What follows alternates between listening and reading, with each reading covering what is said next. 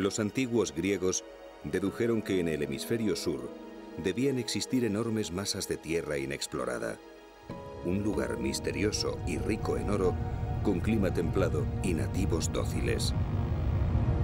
Los exploradores españoles y portugueses buscaron en vano ese continente perdido, al que todos llamaban ya Terra Australis Incognita.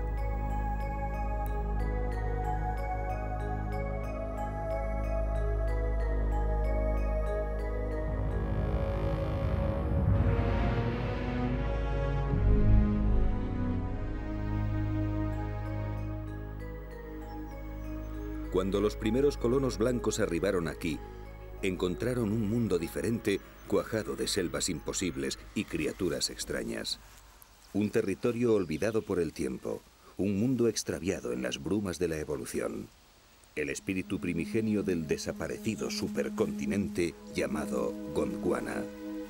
Nada les era familiar, pero nadie dudó de que era una tierra de esplendor salvaje, un estallido ancestral de vida.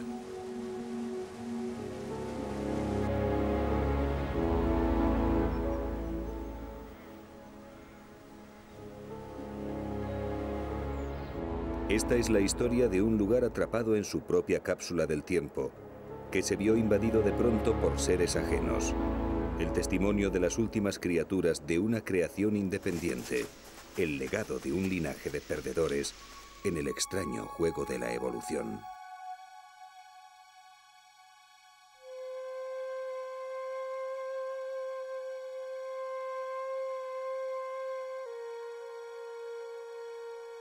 Dos de ellos fueron cautivos de destinos diferentes que les han llevado a moverse en el difícil margen que separa la leyenda de la extinción. Vamos a una isla en la que nadie está a salvo.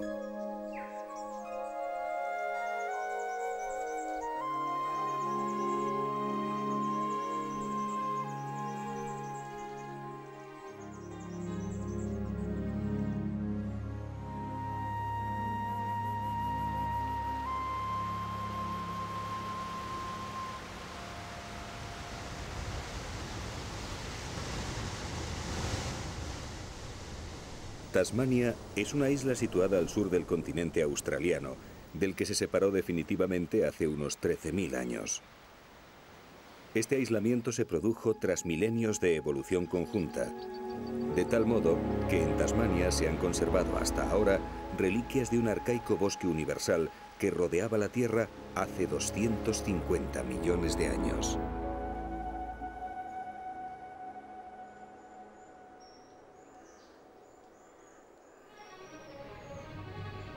Entonces, toda la Tierra emergida del hemisferio sur formaba un gran bloque compacto, el supercontinente llamado Gondwana.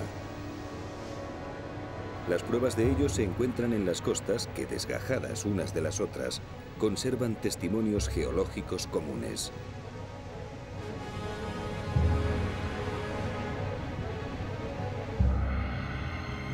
Gondwana incluía las actuales tierras de Australia, Antártida, África, Suramérica y la India.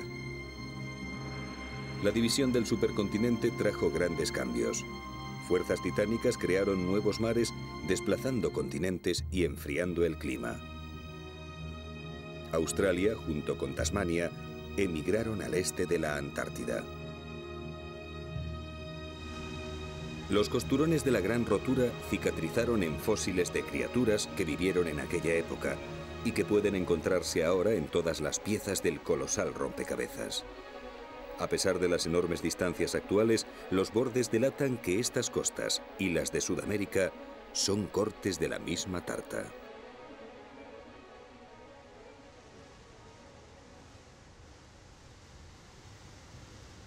Pero no todas las pruebas de la existencia de Gondwana son tan estáticas.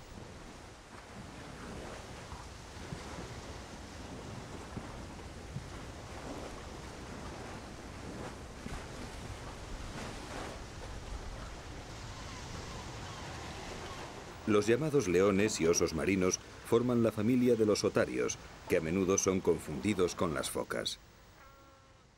Aquí en Tasmania derraman sus colonias en la costa rocosa, justo en los bordes de la rotura de Gondwana. Los harenes de hembras son protegidos por sementales de gran tamaño, siempre pendientes de los invasores.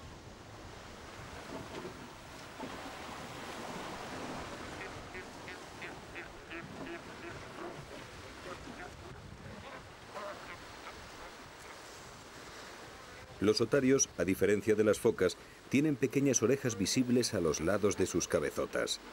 Además, pueden moverse erguidos con cierta soltura en tierra, gracias a sus miembros mucho más operativos que los de sus primas. Un oso marino en terreno accidentado corre más que un hombre.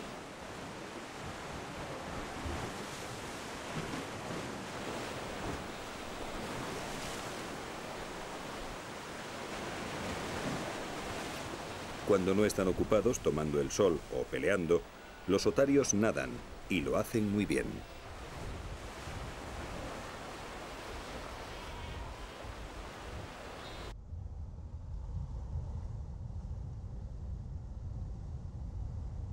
Reman con impulsos simultáneos de sus manos, como volando, sin usar apenas las aletas traseras, como haría una auténtica foca. Buscan calamares, pulpos y peces durante los 5 minutos que suelen durar sus inmersiones.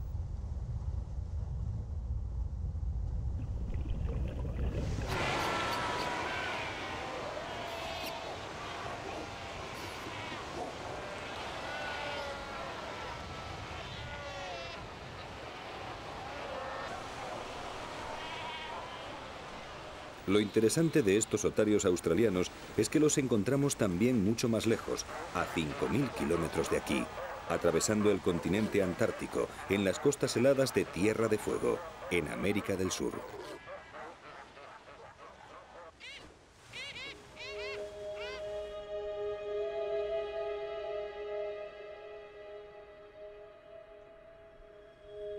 Se trata del otro extremo del antiguo Gondwana.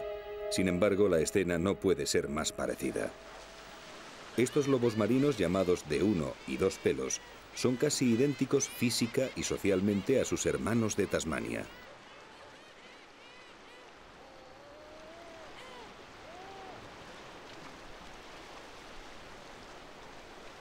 Pero el parecido no acaba en ellos. Tras el inicio de la rotura del supercontinente, Australia, Suramérica y la Antártida permanecieron unidas durante más tiempo, compartiendo también los antiguos bosques de hoja de Gondwana.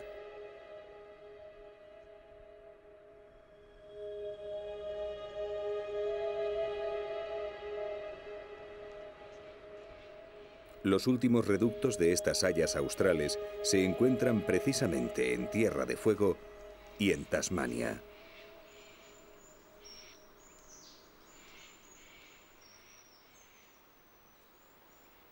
Estos bosques de Nothofagus son el legado del corazón muerto de Gondwana, la herencia vegetal de un paisaje primigenio.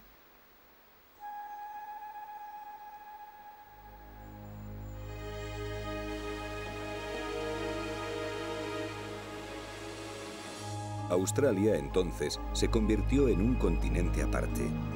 Nuestra Terra Incognita Australis se desertificó, iniciando el camino de una evolución separada, y bajo ella, la pequeña Tasmania, nuestra isla verde.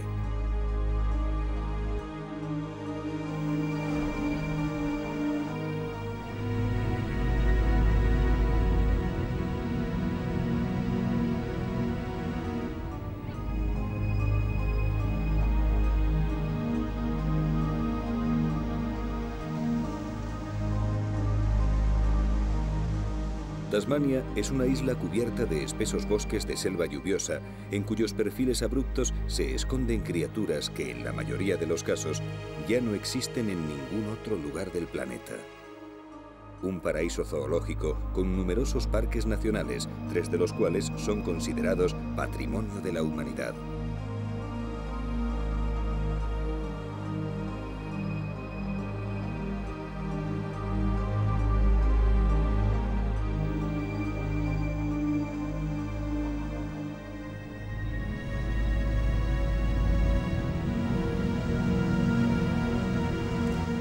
Los primeros colonos que llegaron a estas tierras quedaron impresionados por el extraño aspecto de todos los animales. Incluso los cisnes eran negros en vez de los blancos que estaban acostumbrados a cazar en Europa.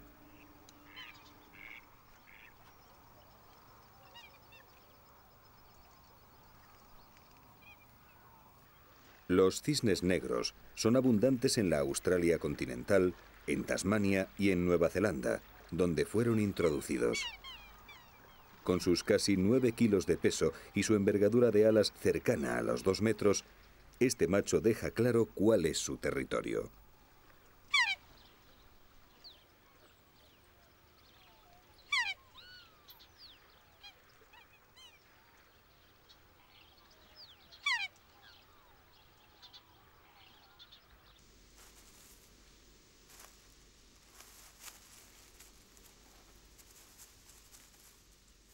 Por todas partes, criaturas chocantes, como este ganso del Cabo Barren, les hacían saber que estaban en un lugar diferente.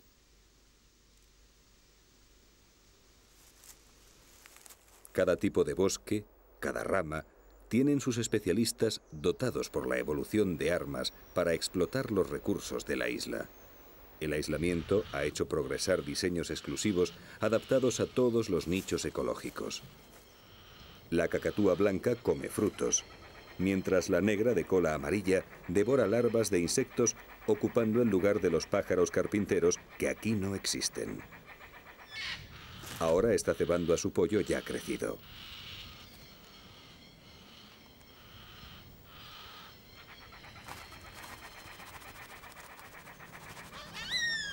Salvo por los vivos colores, algunos pájaros nos suenan mucho.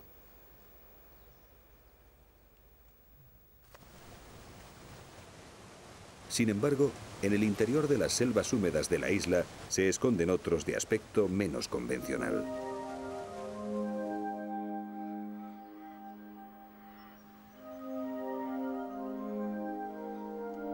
El chotacabras gigante o boca de rana permanece durante el día imitando a una rama tronchada, discreto si lo comparamos con los encendidos loritos rosella.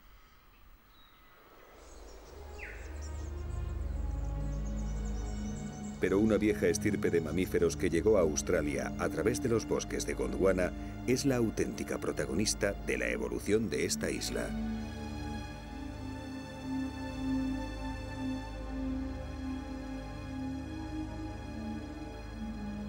Libres de los depredadores de ahí fuera, los marsupiales, como estos canguros grises, pudieron diversificarse en Australia. Sus parientes, que se quedaron en América, fueron devorados casi todos por los potentes enemigos que les invadieron desde el norte.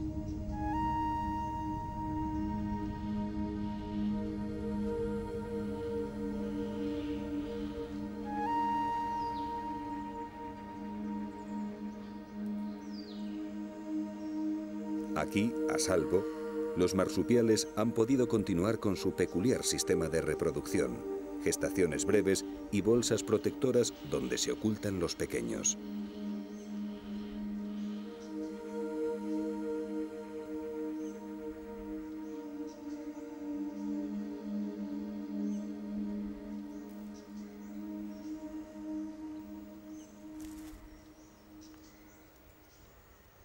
Madres con balcón, cuyos hijos no se quieren ir de casa.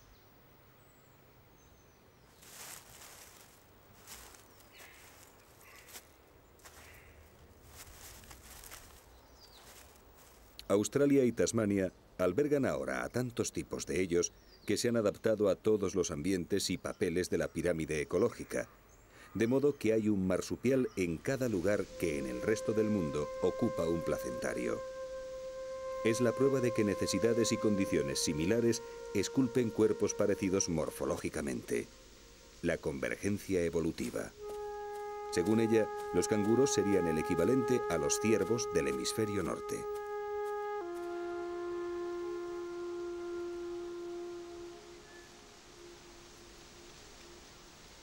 Esos milenios de evolución separada le dieron a este otro el papel de nuestros tejones. Es el uombat. Regordete y de mirada dulce, el uombat tiene también su bolsa marsupial, aunque con la entrada desde atrás, para que no se le llene de tierra cuando excava. Los primeros informes sobre ellos los trajeron unos náufragos que los estuvieron comiendo y que los definieron como una especie de cerdos salvajes.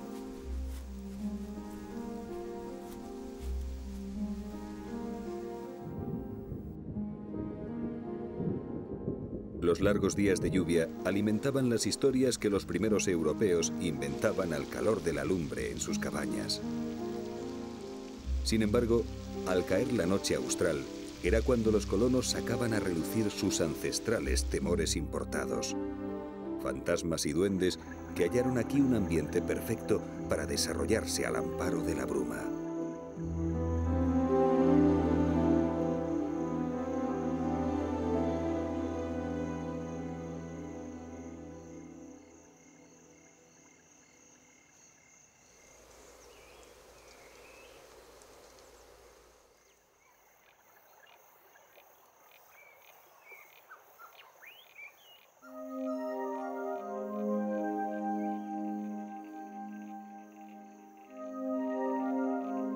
La oscuridad marsupial se llena de sombras que juegan al escondite de la muerte aunque no quieran. Veo, veo. ¿Qué ves?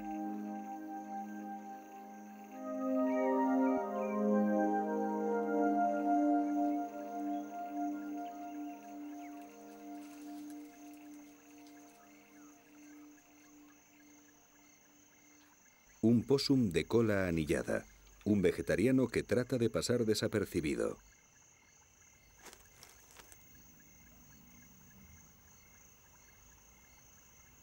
Para aquellos hombres, animales como este eran poco apetecibles desde el punto de vista gastronómico, pero pronto aprendieron a valorar sus pieles y los cazaron masivamente. A pesar de ello, estos viejos elfos de Gondwana han podido sobrevivir casi todos ocultando su tamaño limitado bajo costumbres nocturnas. Se trata de encontrar frutos o flores entre las mismas ramas cuyas sombras le preocupan.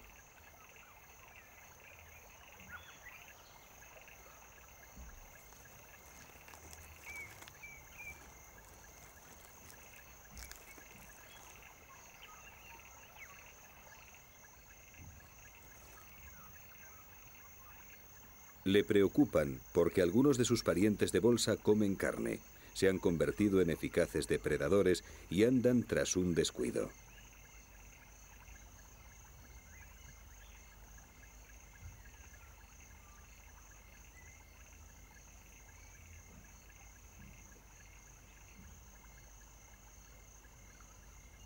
Debe saber escuchar.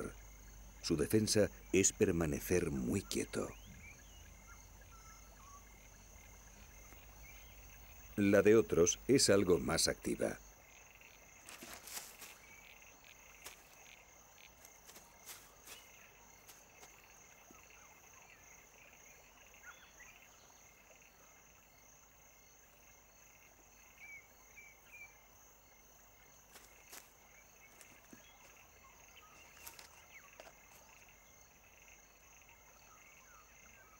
El pequeño betón de Tasmania, saltador y primo forestal de los grandes canguros, ha dejado de buscar hongos e insectos porque no se encuentra a gusto con nuestro juego.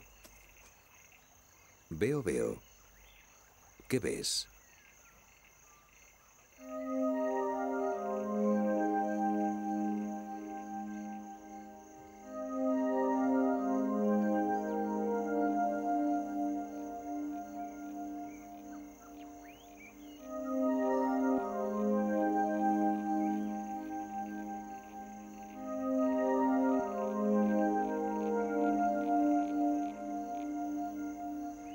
El Dasyuro viverrino, un tipo de los denominados gatos nativos especializado en cazar invertebrados y pequeñas presas sobre el suelo del bosque.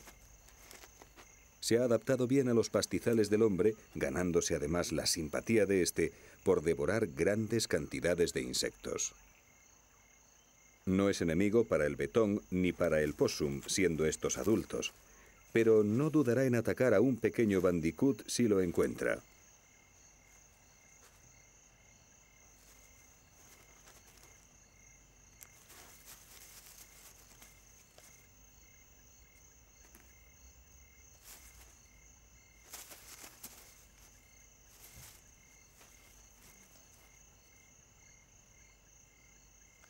Ahí está.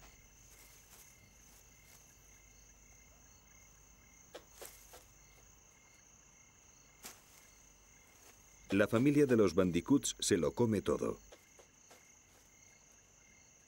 Son marsupiales que conservan patas reducidas de herbívoro y dentición de tipo carnívoro. Su cuerpo, por tanto, es una suerte de consenso evolutivo muy peculiar.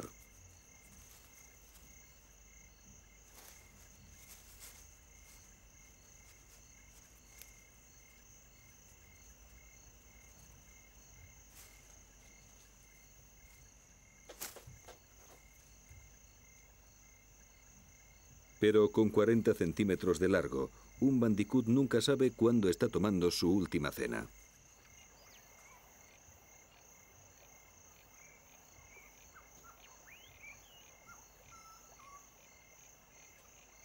El dasyuro gigante está debatida, de modo que es mejor poner Tasmania por medio.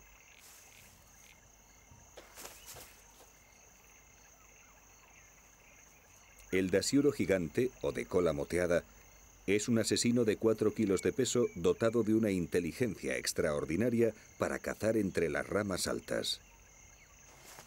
Se trata de la versión marsupial de la marta europea.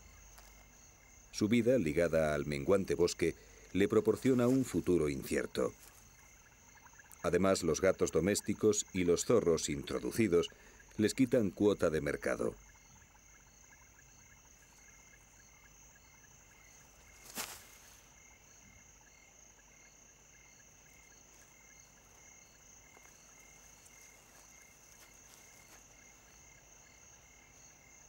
Sin embargo, mientras siga aquí, ningún ave o opossum está a salvo cuando el gran dasyuro se va de copas.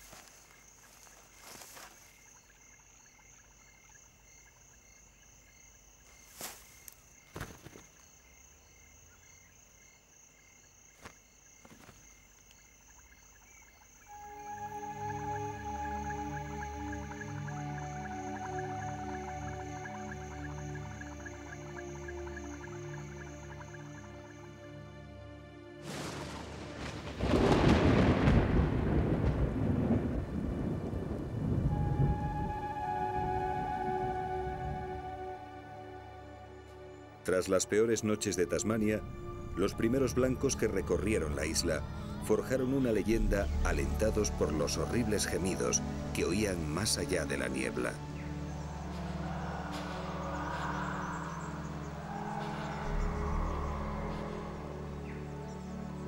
Solo un diablo podía ser el culpable, el diablo de Tasmania.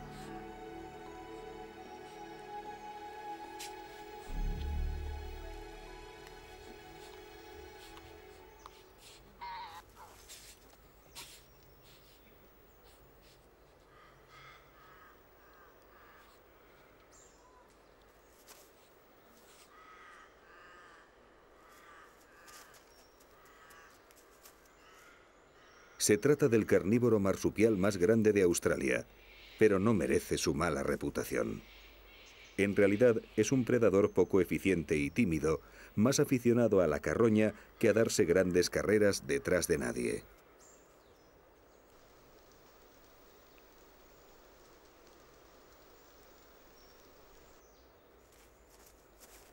Lo único realmente diabólico en él es su olor, un tufo pestilente que sin duda contribuyó al nombre que le dieron.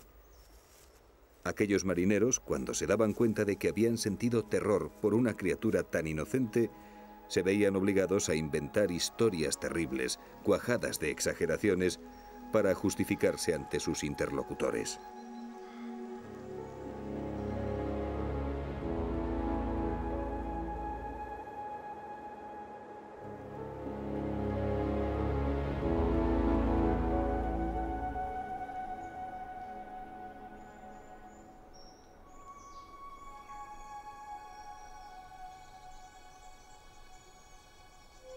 De boca en boca, el diablo iba ganando tamaño, colmillos y fiereza, de tal modo que los mataban, al ver su tamaño real, creían estar ante las crías cuya horripilante madre se ocultaba en la selva.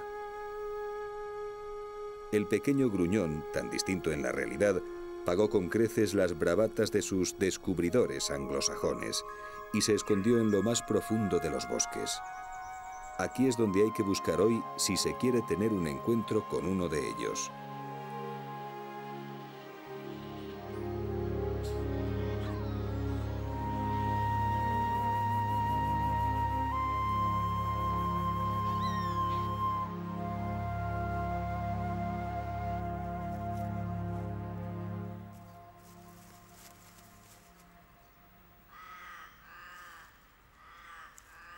Los diablos de Tasmania son poco sociables. Merodean en solitario buscando sobre todo carroña por medio de su excelente olfato. Rara vez matan, pero cuando lo hacen son los wombats y los wallabies sus presas más comunes. Compacto y vigoroso, su adaptabilidad alimenticia explica que haya aguantado bien la colonización de sus tierras, al contrario que su pariente el tilacino.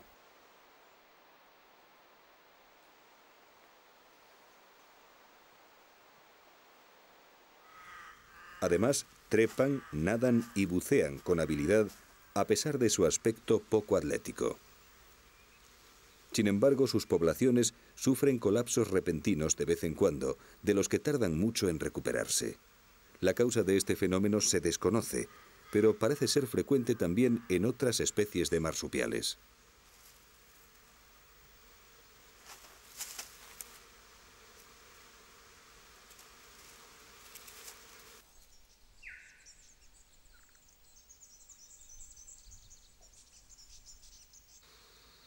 El diablillo, de 1 metro de largo y apenas 8 kilogramos de peso, posee en su interior, sin embargo, espermatozoides gigantes.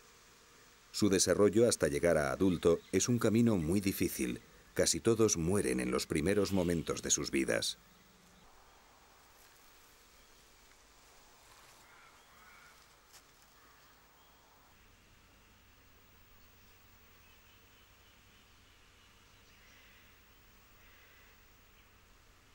Pero por lo menos aún están aquí, vivos y con su mal carácter de siempre.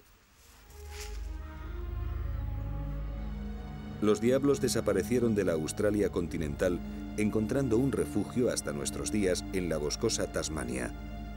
Pero otro matador marsupial mucho más grande esconde su quimera entre los libros de zoología y las selvas de esta isla. El último fue cazado en 1930 y desde entonces nadie sabe nada más de él. 52 años después, en 1982, un guarda del Servicio de Parques de Tasmania aseguró haber visto uno desde su coche en un lugar que se ha mantenido en secreto. Decenas de expediciones han cruzado en su busca estas cascadas sin éxito. E incluso existe una reserva de 650.000 hectáreas destinada a su protección en el caso de que alguno sobreviviera. Un animal fascinante de hasta 35 kilos de peso al que la evolución paralela de los marsupiales llevó a adquirir el aspecto y las costumbres de los lobos del hemisferio norte sin tener nada que ver con ellos.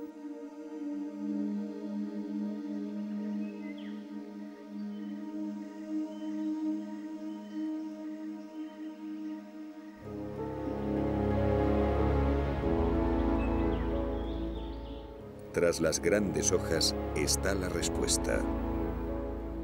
Huellas dudosas, excrementos poco claros, avistamientos sin crédito científico. ¿Existe aún la gran fiera marsupial?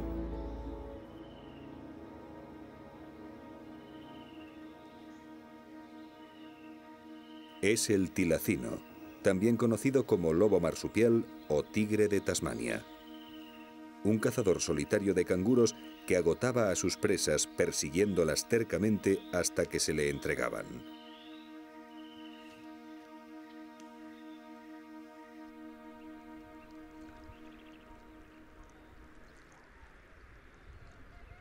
El tilacino fue perseguido y masacrado por el hombre europeo porque le recordaba al lobo con el que casi acabó también en su propio continente. Como siempre, la obstinación asesina del blanco dirigió su escopeta hacia ese cánido, o lo que fuera. Todo empezó cuando en 1803 se produjo la primera gran migración de colonos para instalarse en estas tierras. Para la mayoría de ellos, Australia era un mundo de segunda clase al que tenían derecho a explotar sin remordimientos para enriquecerse lo más posible y volver a casa.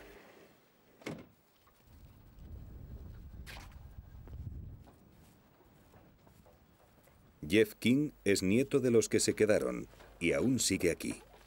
Sus antepasados cortaron los bosques, establecieron granjas y, lo que es peor, trajeron a sus animales domésticos tan distintos a los nativos, mamíferos placentarios agresivos unas veces e inadaptados otras.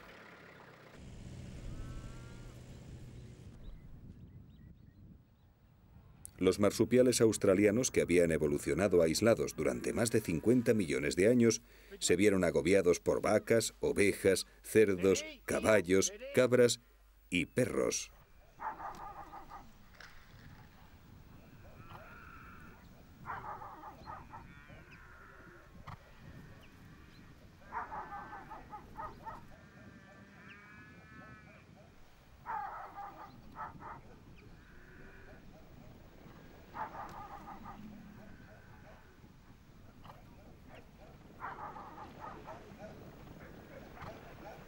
El conflicto estaba servido. Muy pronto los granjeros acusaron a los tilacinos del ganado que mataban los perros asilvestrados y las enfermedades. La calumnia fue creciendo y en poco tiempo toda Escopeta sabía ya quién era el culpable de todo lo malo que ocurriera en su granja: las enormes fauces del lobo marsupial.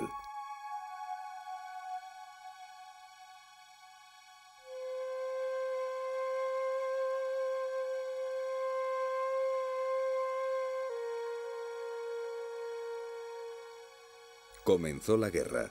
Los cazadores mataban tilacinos y se fotografiaban con sus cadáveres mientras abrazaban a los auténticos causantes. Nadie parecía darse cuenta de que estaba desapareciendo una especie singular que ni siquiera estaba descrita por la ciencia.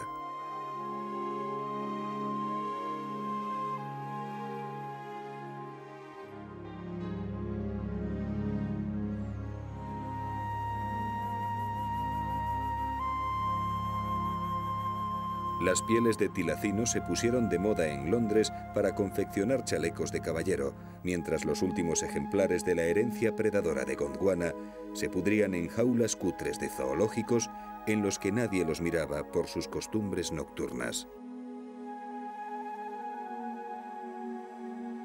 La maravilla evolutiva se fue con la extinción como abogado de oficio.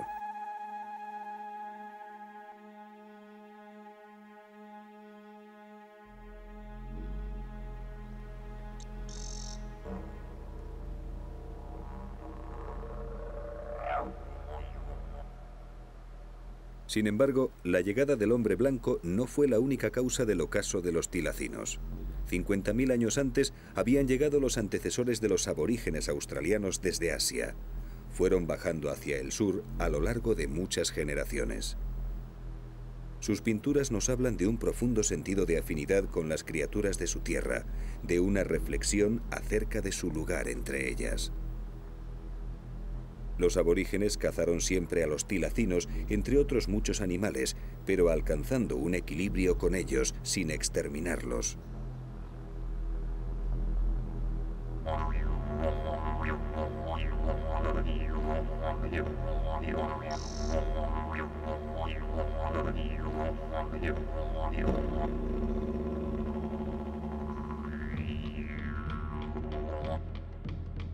El fuego era utilizado por ellos para aclarar la maleza, ayudándoles en la caza, y con él cambiaron el paisaje de Australia. Las llamas aborígenes eran su templo tribal y su centro espiritual. Convivieron en cierta armonía con su entorno, pero cometieron el mismo error que los hombres blancos mucho después. Trajeron con ellos a sus mejores amigos. Los perros traídos por los aborígenes pronto se asilvestraron, dejando a sus amos para cazar solos, compitiendo con los tilacinos.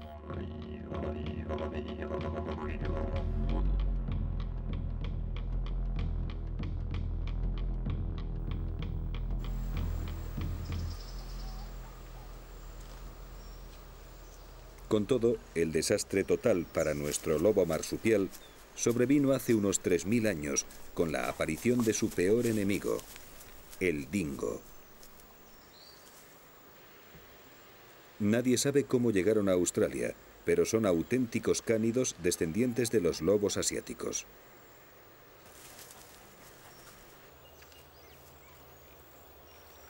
Su poder es la familia, porque cazan en grupos organizados y paren grandes camadas de cachorros.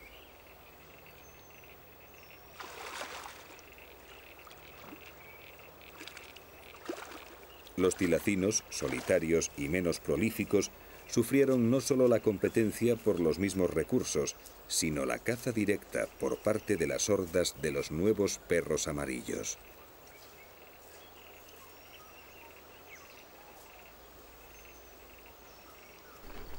Desde entonces, los dingos son los mayores carnívoros terrestres de Australia, atacando desde a los grandes canguros hasta los tercos wombats, pasando por lagartos y pequeñas presas.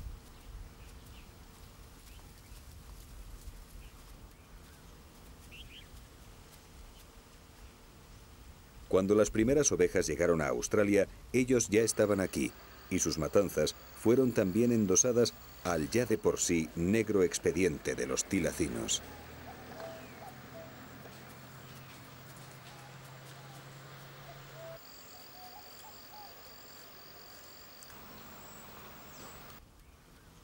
Hoy, los dingos siguen siendo un problema, hasta tal punto que se ha construido la mayor valla del mundo para separarlos de las ovejas, una alambrada de 5000 kilómetros de largo.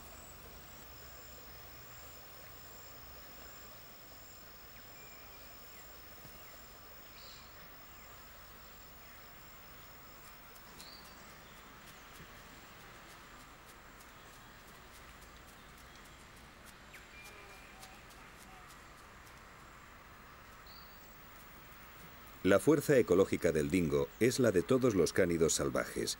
Es capaz de adaptarse a casi todo. Las manadas grandes pueden disolverse si es necesario, convirtiéndose entonces en merodeadores solitarios como este. Ninguna proteína es desperdiciada y cuando un dingo encuentra un cadáver, simplemente se lo come como un carroñero más. En una tierra llena de escopeteros, como lo era la Australia de los primeros colonos blancos, este era un recurso abundante.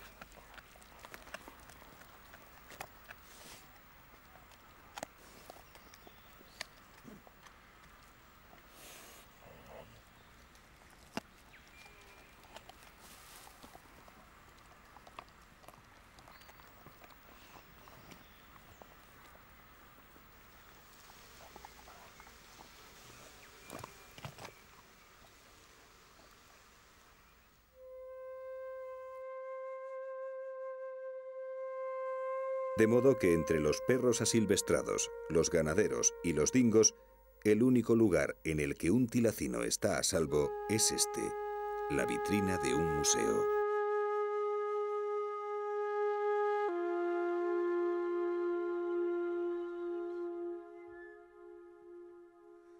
Al menos nos quedan estas viejas imágenes de los últimos ejemplares cautivos de esta joya zoológica.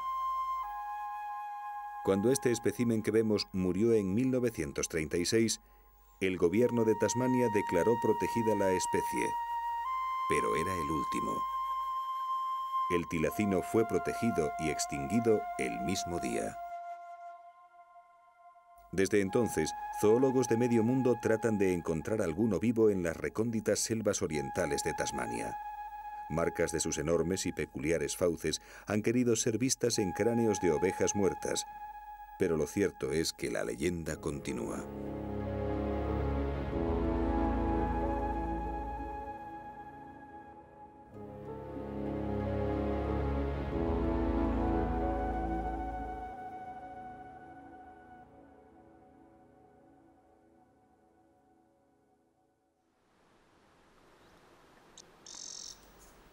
Tantos cambios, tantas invasiones sufridas por la tierra de los marsupiales fueron desastrosas para algunos, como ya hemos visto. Sin embargo, la desaparición de masas boscosas a favor de los campos abiertos, la diversificación de los pastos enriquecidos por especies herbáceas nuevas y la instalación de bebederos para el ganado han favorecido el éxito poblacional de otros animales como wallabies y canguros.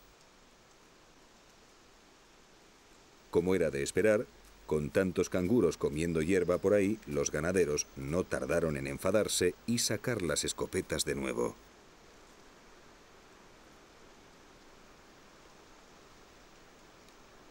Fuera de las reservas, la mayoría de los canguros viven en tierras privadas, donde a pesar de la protección legal, es muy difícil evitar el furtivismo.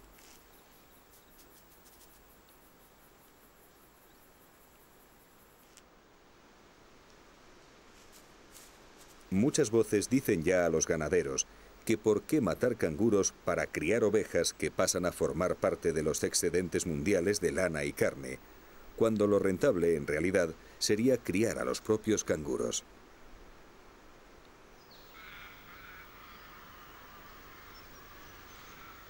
Pueden parecernos adorables, y de hecho lo son, pero para un ganadero son ratas gigantes. Hay demasiados y se comen la hierba destinada al ganado.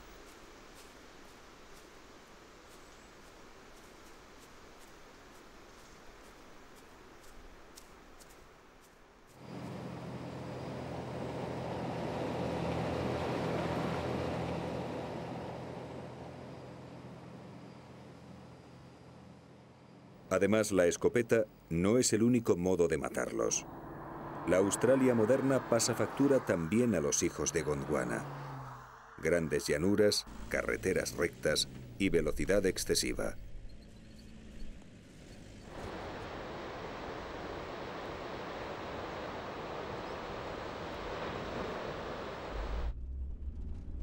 Con la noche por aliada, los faros deslumbrantes hacen el resto. Y el resultado salta a la vista. Más cuerpos muertos para que se alimenten los carroñeros.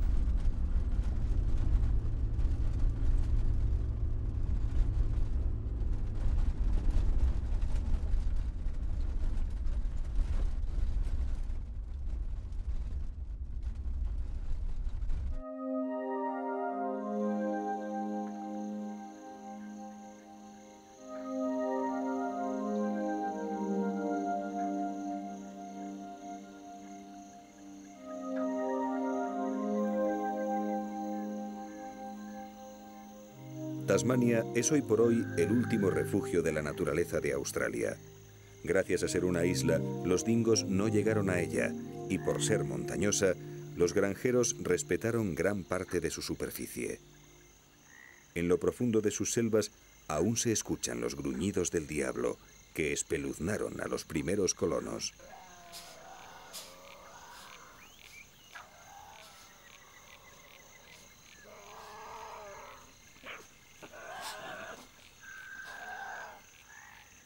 Los diablos de Tasmania, junto con un buen número de refugiados animales, sobreviven en estas espesuras lluviosas al amparo de las noches de la isla.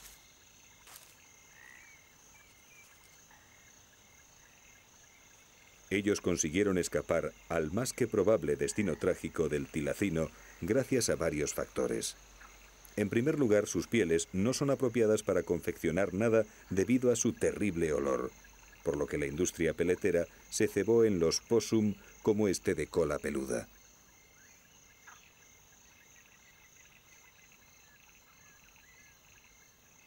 Su carne, por supuesto, fue descartada al primer intento por idénticas razones, aunque se les servía a los convictos. Pero es que además son grandes consumidores de aquello que el hombre blanco más produce cuando coloniza: cadáveres. Primero tilacinos, luego dingos, ahora canguros y wallabies. Una interminable carta de platos que la historia reciente de Australia incluyó en sus menús, ayudándoles a no seguir al exquisito tigre de Tasmania en su camino a la extinción. Su olfato hiperdesarrollado ha traído hasta aquí a este macho.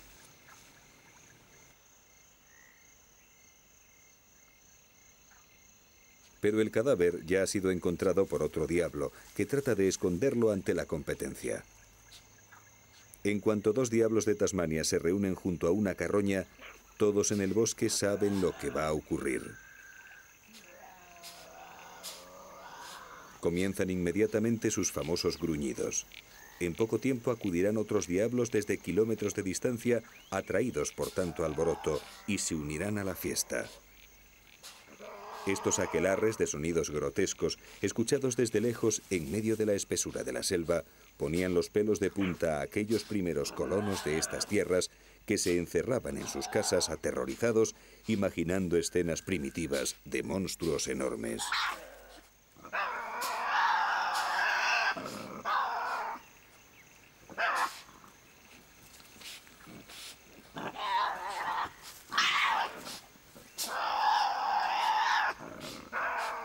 El efecto disuasorio de estos gruñidos protegió a animales de corpulencia limitada, como los diablos, del ataque de otros depredadores mayores, como los tilacinos.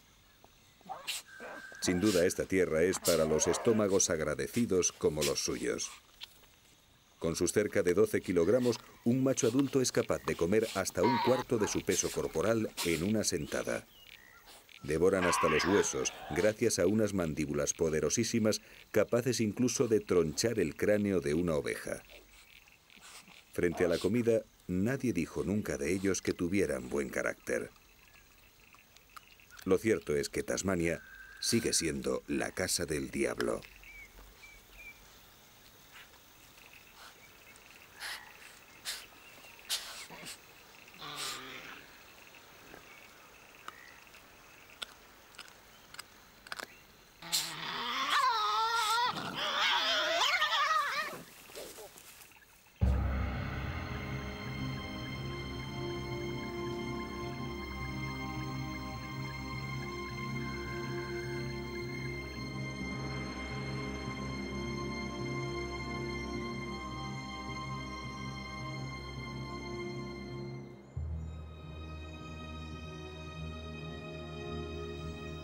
Hoy, entrado el siglo XXI, varios biólogos siguen buscando al tilacino en las selvas de esta isla misteriosa. Cada año, alguien dice haber visto uno fugazmente, sin que hasta ahora pueda asegurarse que esos testimonios son fidedignos.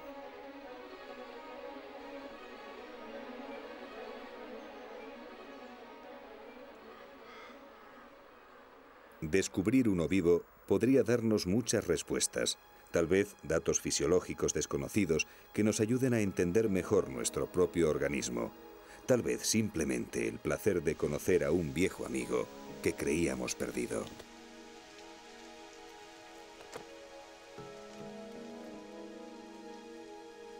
Algunas de esas extrañas apariciones de animales sin identificar, que podrían ser tilacinos, han sido filmadas y enviadas a los especialistas, que las escrutan una y otra vez tratando de adivinar algún rasgo inequívoco de la anatomía del marsupial.